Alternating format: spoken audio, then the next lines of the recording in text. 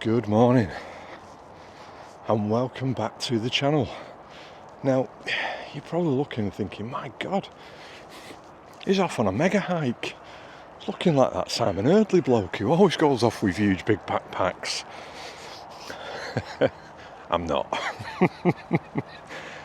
I'm down in the south, in Kent, and I'm here to meet a fantastic guy that, unless you've been living under a rock, you'll definitely know who I'm talking about, because his social media following is absolutely huge.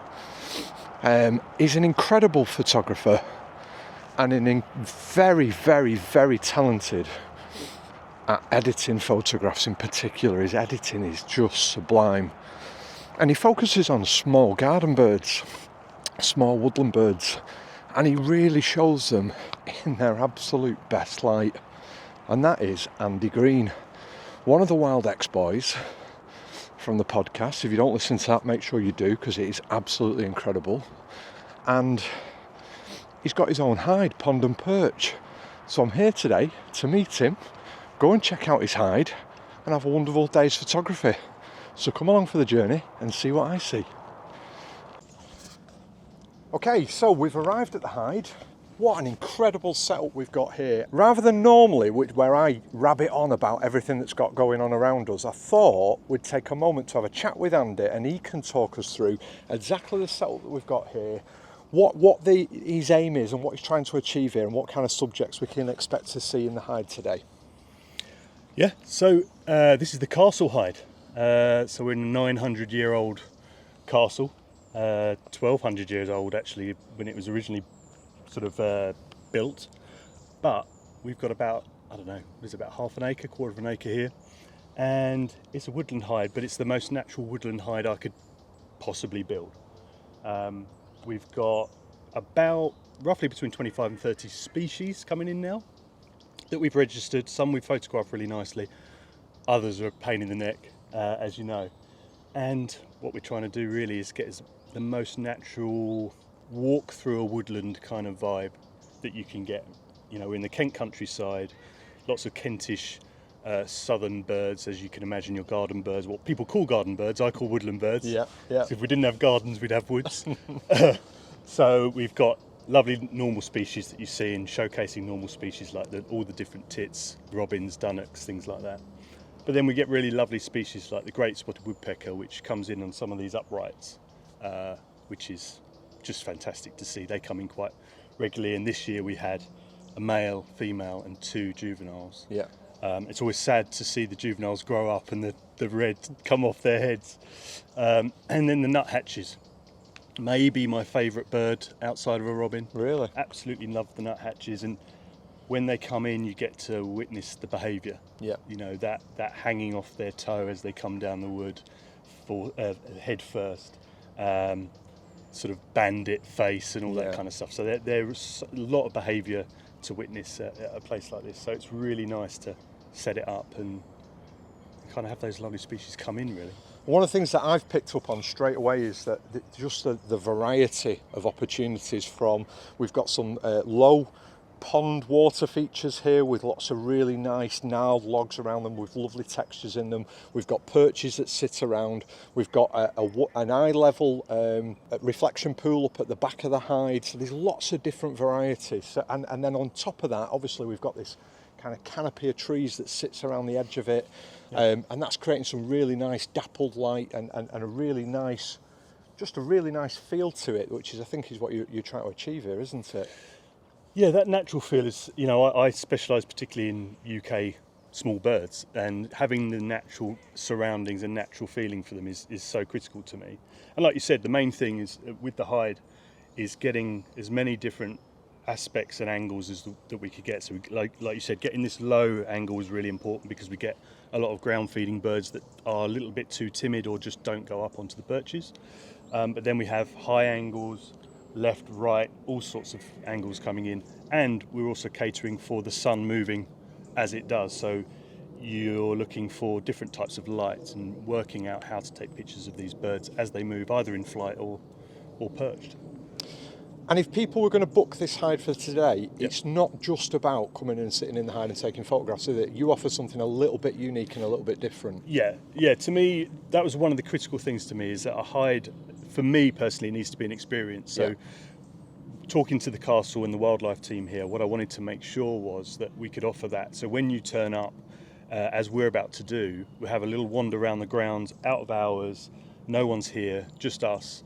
The wildlife's not been disturbed yet. We see what we see. There's herons and buzzards and geese and all sorts of different types of awesome birds.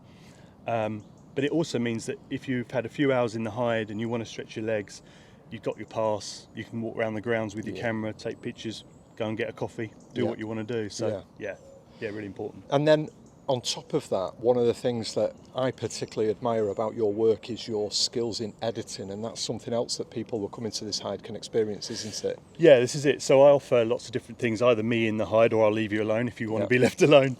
But yeah, the editing is something I do a lot of, and I love that process. So that's one thing I offer. Once we have the hide day, we can then sit for another couple of hours and we can edit the pictures you've taken in the hide that day together, and then go away and we can get them printed and things like that as well. So you have this perfect day of experience, taking a picture, editing it, and hopefully you're happy at the end of it. And I know that that's something that a lot of the viewers of this channel are interested in, because a lot of the viewers of the channel enjoy going out, enjoy taking the photograph, but are perhaps a little, I don't know whether afraid's the right word, but it's a little bit of an unknown world, the editing world, and I think a lot of people find it very overwhelming. They don't know where to start, they don't know what software to use, and I think it's a really nice opportunity for people to experience that at whatever level that they're at, isn't it? Yeah, no, I think it's exactly right. I do a lot of workshops, and there's people who just need to know the basics of light, all the way up to people who want to do creative edits and changing colours and textures and things like that. And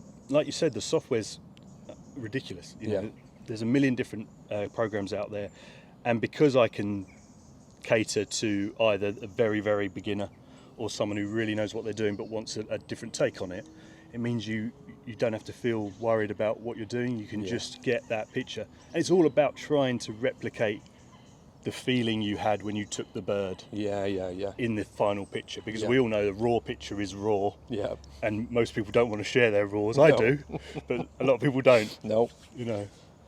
So if people on the channel want to see your work, I mean, if they've not already, I'm fairly certain they will have come across it, where will they find your work, Andy? Everywhere. I put it everywhere. No, the main place I guess is Instagram. So spaceman.pics on Instagram, and Wild Spaceman on TikTok. Wild Spaceman. Because you're never too old to be on TikTok. And also Andy Green Wildlife on YouTube. Not that I do a lot on YouTube, but there's some nice editing stuff on there, and some stuff about creating hides and all of that. So yeah, that's where you can find me.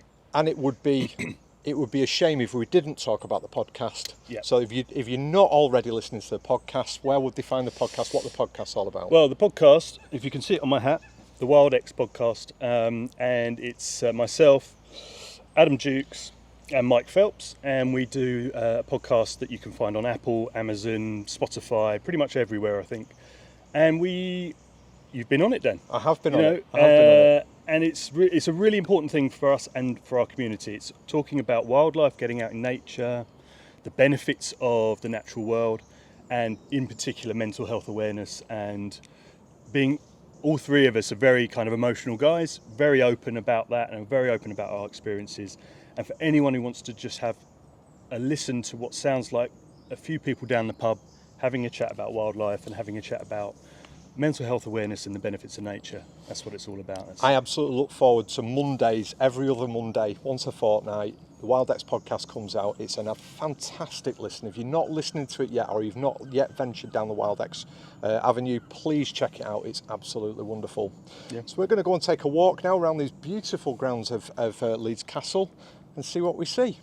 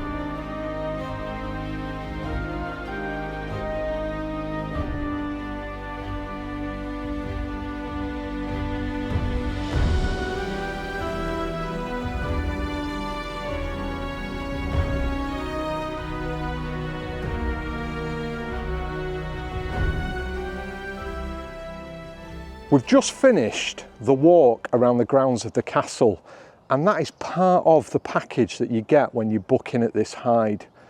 I would pay just to do that bit. It was absolutely first class. We have seen a plethora of wildlife. We've seen, I don't know, maybe 10 kingfisher. Yeah. Double that for heron. There has been Egyptian geese, there has been grebes, little grebe, great crested grebe. It's just been wall-to-wall wildlife, and the best part about that is, and the reason I think it is just a phenomenal experience, is you get to walk around with somebody who knows photography, but more importantly knows the site, knows where subjects potentially will be, and can give you little tips and pointers for getting the best out of your photography. That is something that you don't often, well, I've never experienced it before in a hide experience. Getting the opportunity to spend a bit of time with the owner of the hide and to glean some of their knowledge, and it's been absolutely first class. A really, really wonderful morning, Andy. I really appreciate it. Thank you. Oh, you're welcome. And you got a little history lesson as well. A little history lesson, because it's a castle. Now, normally I get that history lesson from my wife, but today I got it from Andy, so it's been absolutely first class. So we're back at the car now. We're going to get the camera equipment together, and we're going to get in the hide and get started.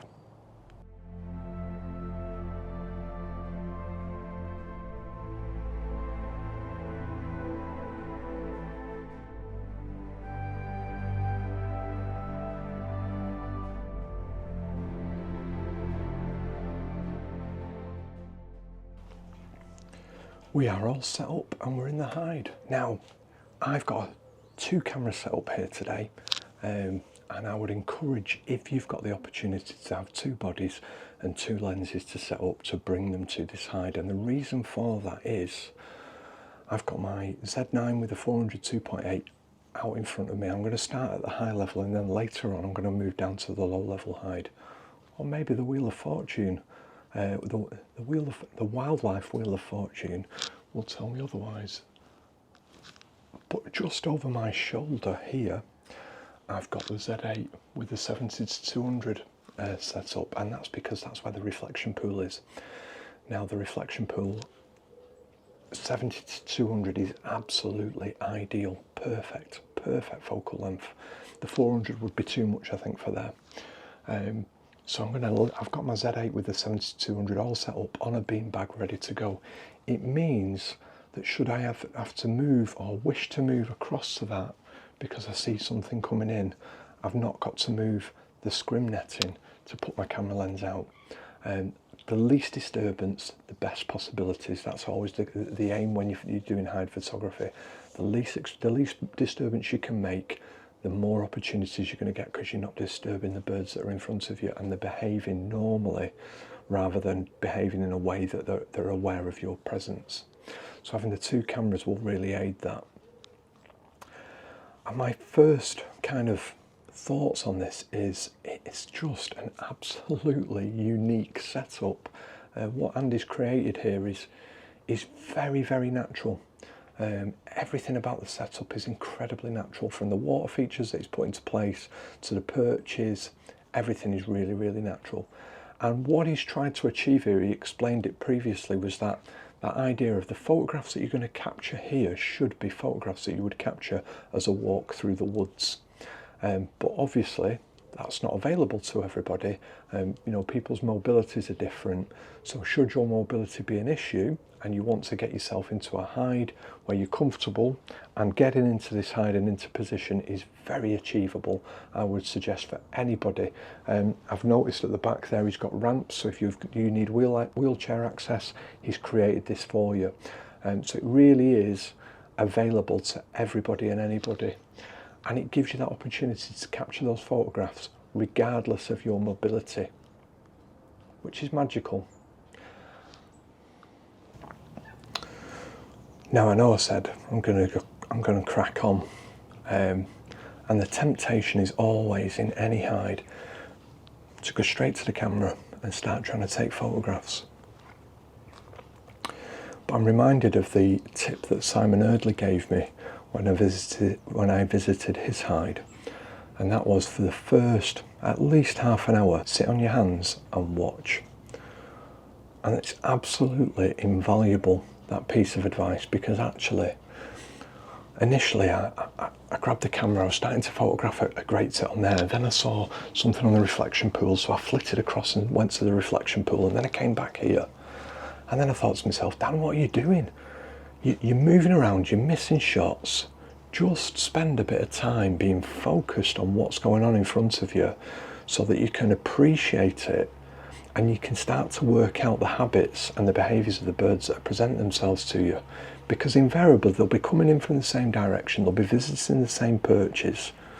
So just take a little bit of time to work it out. And it's the hardest bit of hide photography to achieve, is to do nothing with your camera at first, because everybody's temptation is, boom, get the photograph. But honestly, just dial it down. We've got a full day here. Dial it down, slow it down, take in what's going on around you. It's a new environment, there's lots here to focus on. There's a real variety of perches. And I'm just going to spend some time actually watching and getting my head around what's in front of us, and then I'll pick the camera up and then I'll start taking those photographs. So I'm currently really enjoying the reflection pool, and not because I'm getting shots on the reflection pool, because I'm actually not focused on there. There's a couple of perches at the back of the reflection pool that the tits are predominantly landing on before dropping down to the reflection pool.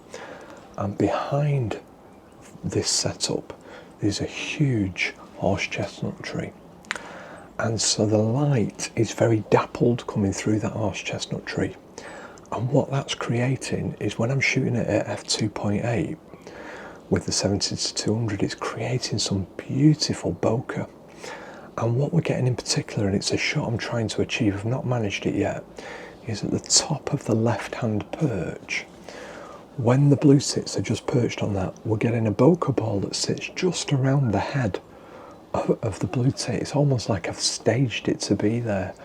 And I'll really be able to accentuate that in the edit, and it'll naturally draw the eye of the viewer into that point. That's the thought anyway. All I need now, it's just there now. Just didn't go on it long enough. It's going to take a bit of time and a little bit of effort to get that shot, but if that bokeh ball stays there as the light changes throughout the day, I'm hoping to achieve that, because I think it'll be really, really nice. And I think that's one of the things when you come to a hide that is woodland birds. It's about being creative. Far too often we go to hides with a specialist subject in mind, which is fantastic, and that's got its own place. But when you come to a hide like this, where it's not about the big subject, it's not about getting a buzzard or a kestrel or a sparrowhawk or something like that. We're focusing on what many people refer to as garden birds, because they come into our garden.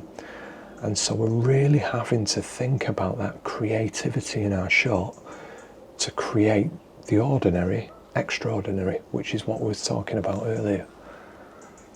It really pushes your photographic capabilities, because you really have to think about it. I'm really enjoying it.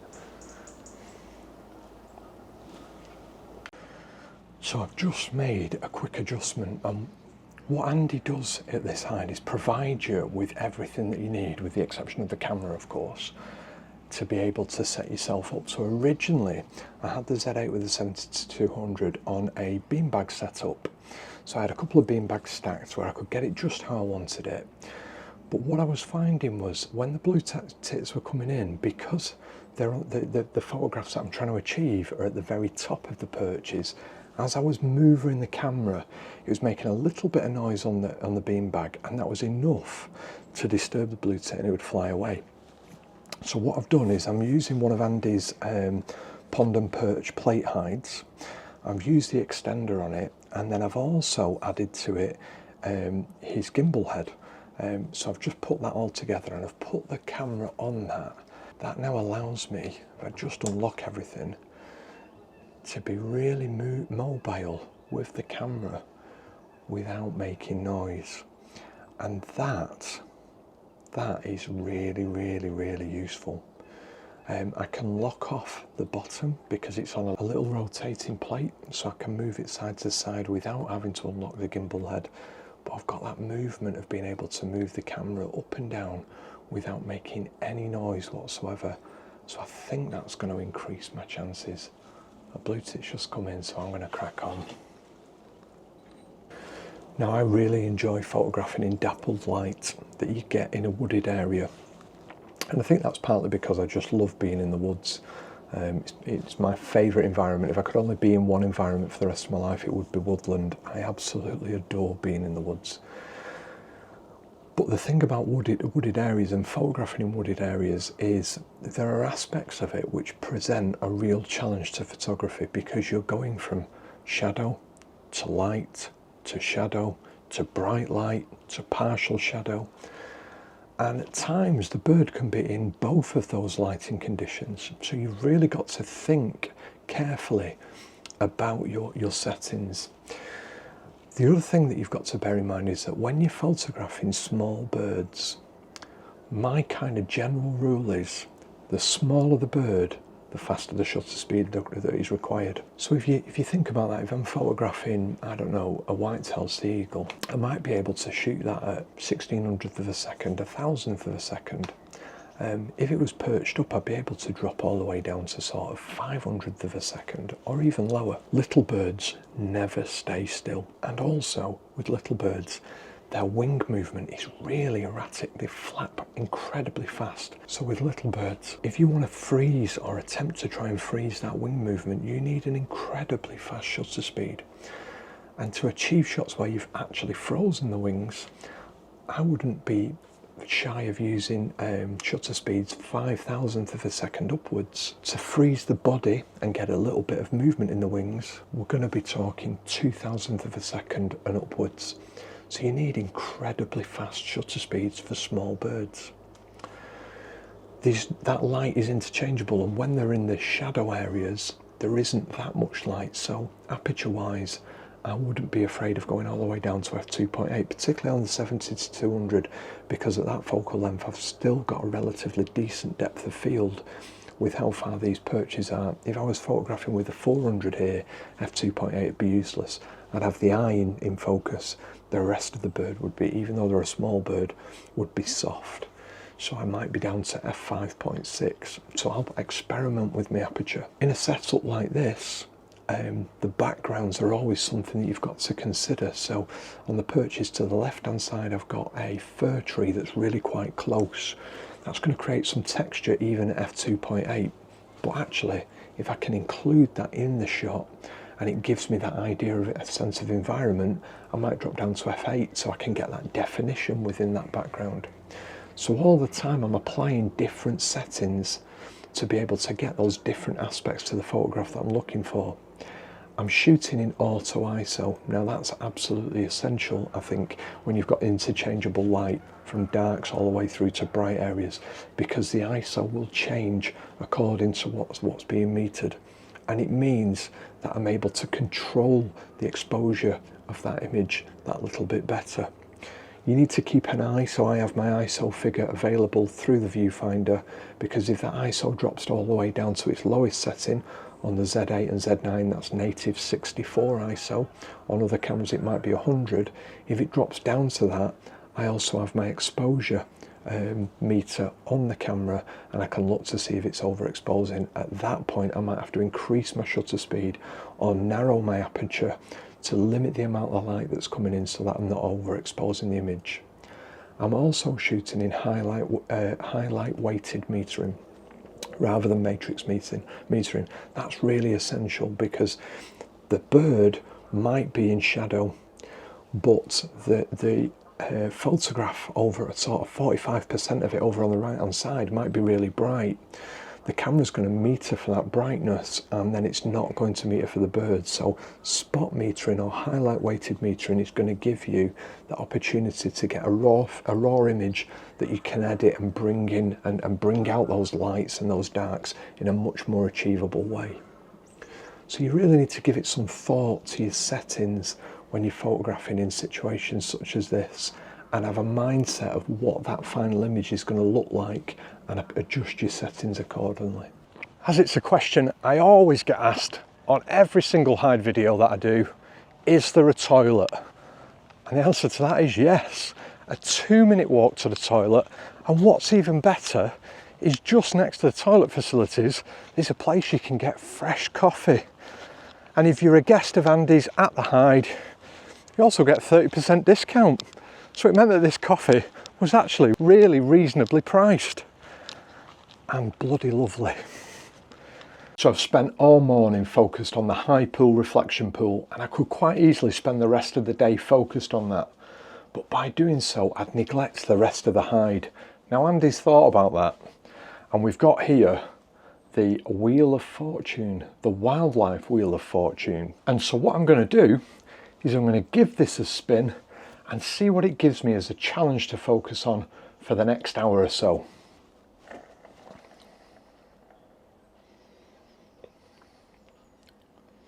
Window 2. So we're going to focus on window 2, which is the centre of the high hatches on the front of the hide. So I'm going to be looking out at the perches, the reflection pools that are down low, and seeing what I can see from those. So I'm going to get myself set up and do that for at least the next hour. So we're all set up on the front of the hide. This was actually the very first port that I started off at this morning when I was just watching. Straight away, one of the things that I've noticed is that the lighting on the front of the hide at the moment is really harsh. We're midday. There is 1 or 2 clouds in the sky, but they're few and far between. I mean, it is warm today. It is incredibly hot. I think it was set to be the hottest day of the year so far. So the light is very, very harsh. But as you know, I often think that it's not about perfect lighting or what's best lighting. It's about utilising the light that you've got to get the best out of your photography. And when the lighting's really, really harsh, that affords you to look for either some high key shots, or a personal favourite of mine is mono. So I'm going to have a look and see what I can achieve for the next hour. We're at 12:30, so we've got till 1:30. Of course, the spot that I've just come from, the high pool, reflection pool, is now absolutely alive with birds coming in and tempting me back. But we're going to give this an hour and see what we can't rustle up in this location. I think the weather really is working against me today. It's incredibly hot, it's very bright, and those two aspects, although quite often people get confused that must be like the best time to take photographs, it actually really isn't. That's why a lot of the best photography that you can get is first thing in the morning and last thing at night, when that light is a little bit more softer, golden, and also the animals are a lot more active at that time. I've often found, and I've commented on this in previous videos, that when photographing in hides, midday there always appears to be a lull. I'm not quite sure why that's the case, but usually from around 11:45 till at least 1 o'clock, activity in hides definitely drops. And this has been no different here. Although the reflection pool that I pulled myself away from earlier still seems to be quite active. We've done about half an hour in this spot. I've got another half an hour to go, and then I'll be spinning the Wildlife Wheel of Fortune one last time to see where we're going next. We're back at the Wildlife Wheel of Fortune for one last time. Let's give it a spin.